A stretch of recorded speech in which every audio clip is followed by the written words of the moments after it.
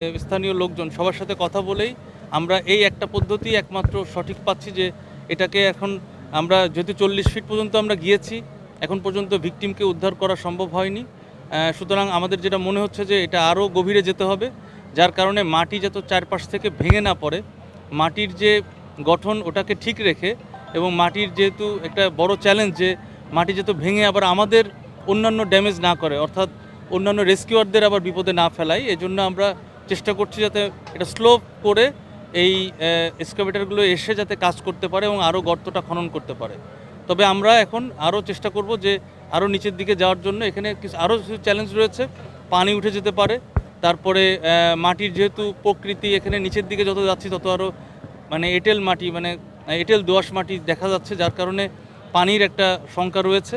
তা আমরা চেষ্টা করছি যাতে দ্রুত এটা মানে যাতে আমরা উদ্ধার করতে পারি, এটার জন্য সবার সহযোগিতা কামনা করছি এবং আমরা কাজ করছি, আপনারা দেখতেই পাচ্ছেন। আচ্ছা, এখন পর্যন্ত ভিকটিমকে শনাক্ত করা যায়নি আমরা যতটুকু জানি, সেক্ষেত্রে আপনার অনুমান করে আসলে কত খনন করবেন এইভাবে? আমরা যতটুকু জানতে পেরেছি আসলে সীমাবদ্ধতা, প্রথমত আমরা এসেই যখন দেখি যে আমাদের সার্চ ভিশন ক্যামেরা যেটা, এটা ভিতরে যে দেখার পরে দেখা যায় যে মাটি মানে ভিকটিমের উপরে মাটি চলে আসছে এবং খড়কুটাও ছিল, যেটা বোঝা যাচ্ছে যে আমরা আসার আগে কেউ না কেউ চেষ্টা করেছিলেন।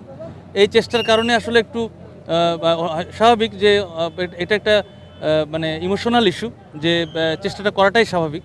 তা চেষ্টা করতে যেয়ে আসলে এই মাটিগুলো পড়েছে, যার কারণে মানে বোঝা যাচ্ছে না। এবং ওনারা যেটা বলছেন যে এই পাইপটা আনুমানিক 90 ফিট গভীর।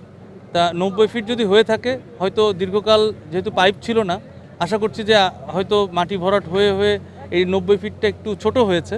তবে এতটাও ছোট না যে 40 ফিটেও আমরা পাচ্ছি না, তার মানে ভিতরে আরও যেতে হবে। যেটা বুঝতে পারছি যে আমরা টার্গেট করেছি 10 ফিট 10 ফিট করে যাব, এবং যাওয়ার জন্য যেই অ্যাসোসিয়েট যেই কাজগুলো, যেই আমাদের এক্সকাভেটর 3টা আছে, 3টা যাতে স্থানে মানে অবস্থান নিয়ে কাজ করতে পারে, সেই পদ্ধতিটাই করলাম আমরা। এবং আমরা সম্পূর্ণ আমাদের সবার সেফটি ঠিক রেখে কাজটা করছি।